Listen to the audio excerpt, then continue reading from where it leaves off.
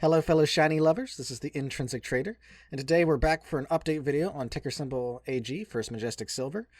Before we get into the actual video though, I just want to make clear that I'm not a financial advisor. Everything I say here is my own opinion, so make sure you do your own research before you invest.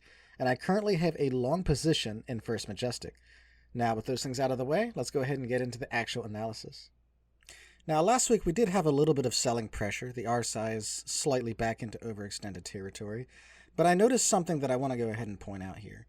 The last 2 weeks, we had the same high at around 1410, and that also just so happens to be right around where this 50-day moving average is. So I think it's more than reasonable to update this and go ahead and show, rather than we have this resistance just at 1450, we now have this resistance zone from about 1408, we'll just call it 1410 to 1450.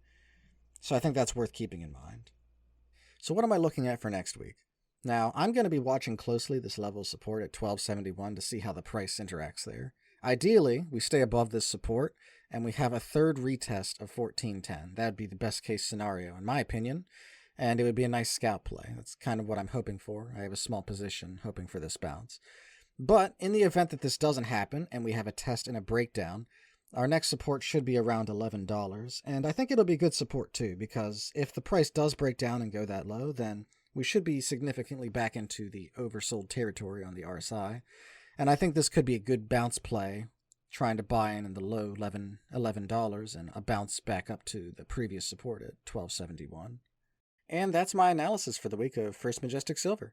If you liked what you saw here, please do leave a like, it'll help me out, and thank you very much for watching.